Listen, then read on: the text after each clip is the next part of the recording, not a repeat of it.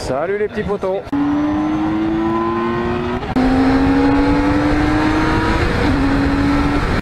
Celle de Ronde Aquitaine.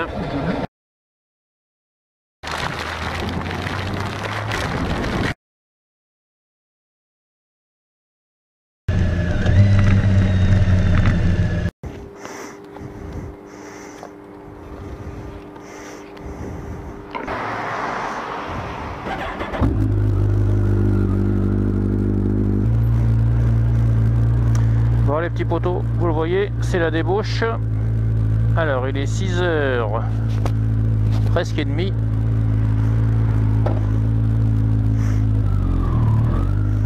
C'était jeudi, enfin c'est jeudi donc j'étais fermé.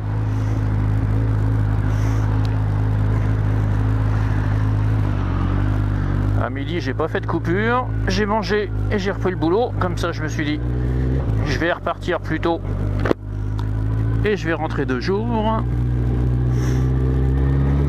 Sauf qu'il a fait la journée tout sec et là il continue de pleuvoir. Donc ça fait chier. Mais on va faire avec. Alors oui, vous le voyez. Du coup, je roule sur la 1400 ZZR. J'ai craqué. Alors ça fait... ça va faire 15 jours que je l'ai, pas tout à fait. Alors évidemment ça change beaucoup.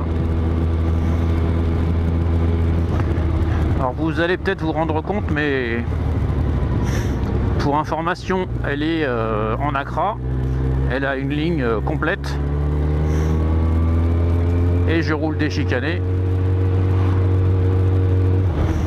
Ça veut dire que mon micro-casque sature très vite.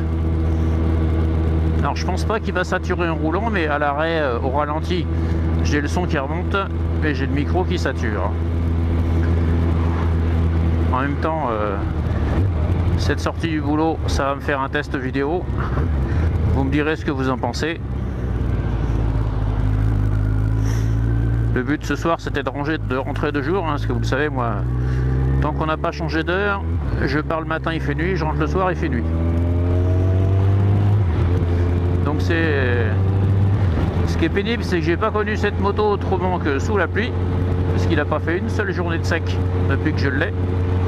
Donc de nuit et sous la pluie pour appréhender une nouvelle moto, c'est pas génial, vous en doutez bien.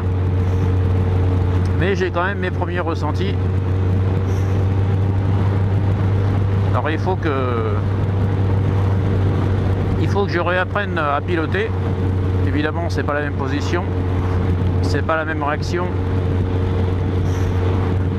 Le plus gros changement, je vais vous dire, c'est le freinage.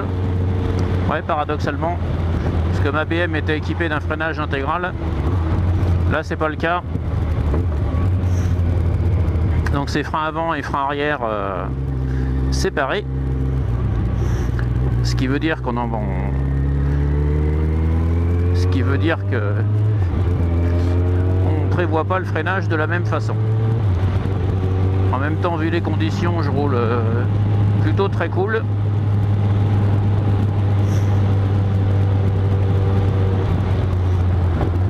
Et c'est le paradoxe avec cette moto, c'est que la Boer peut beau être plus légère et plus puissante, je fais pas le malin.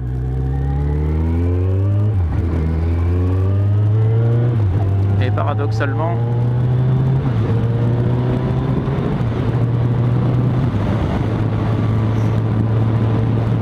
les sensations de conduite remontent beaucoup plus vite que sur la K16, que sur mon ancienne BM. Donc on n'a pas besoin de rouler vite pour avoir des sensations. Donc je me surprends à rouler moins vite. Ce qui en soi n'est pas une mauvaise chose.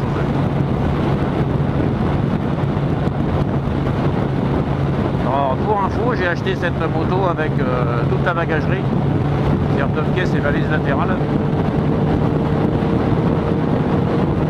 Sauf que par plaisir, je préfère rouler sans rien et je préfère prendre le sac à dos. Alors vous allez me dire, j'ai pas grand chose à transporter au quotidien. Si j'ai des choses à emmener, c'est c'est ma petite chérie qui s'en occupe dans la voiture le matin.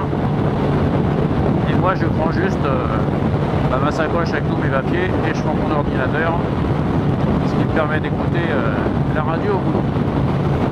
Donc voilà les petits photos. J'espère que vous apprécierez quand même ce mini vlog. On va se concentrer sur la route quand même.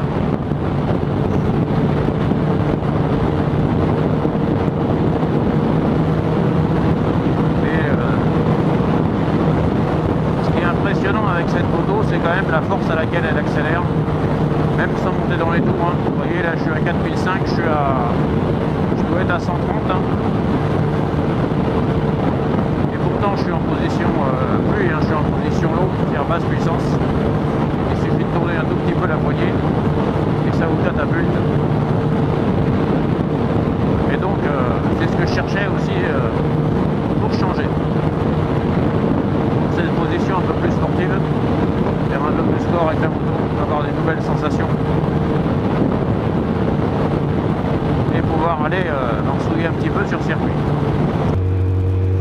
Alors a priori le son passe assez mal dans mon micro casque parce que mon micro est assez sensible au son.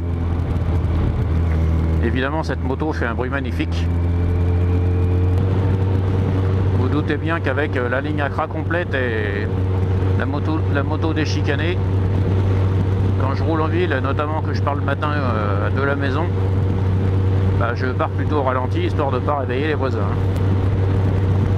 Mais vous le savez, pour moi c'est une sécurité. Comme la majeure partie des automobilistes vous voient pas dans la circulation, au moins ils vous entendent. Et le petit coup de gaz pour faire comprendre qu'on est là, c'est avant tout de la sécurité. D'ailleurs ce matin ça m'est arrivé, je vous mets le petit extrait. Il vaut mieux toujours des faits à trop de paroles.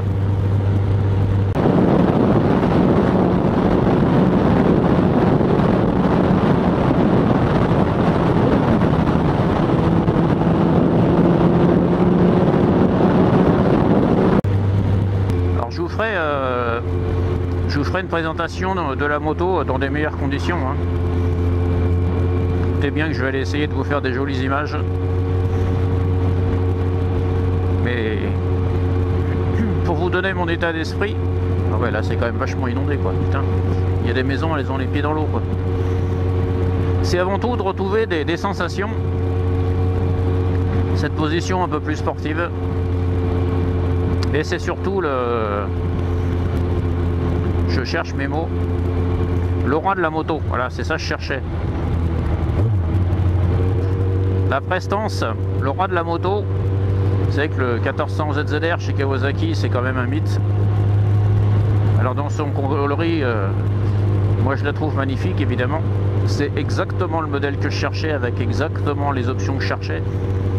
Si ce n'est que, bon, j'ai des valises latérales souples. J'aurais préféré 2 valises rigides. Mais ça, bon, je pense que je changerai par la suite quand on ira se promener avec ma petite chérie. Si elle consent à monter sur Cahouette.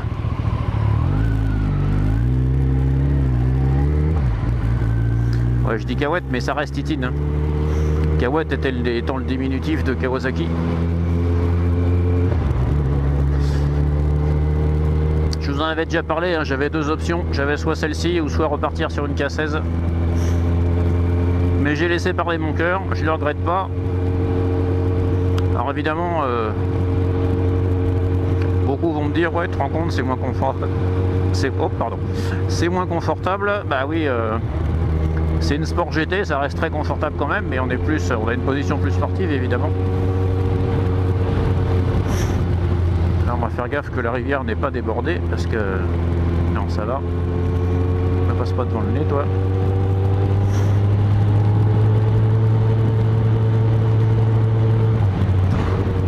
Mais c'est mon kiff. Voilà les poteaux. Moi qui pensais rentrer ce soir 2 jours et sur le sec, bah c'est raté.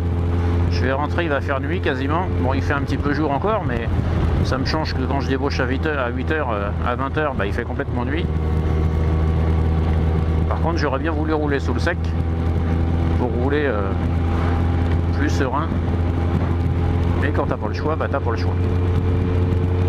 Alors je pense que vous vous en rendez compte, j'ai aussi modifié l'implantation de la GoPro.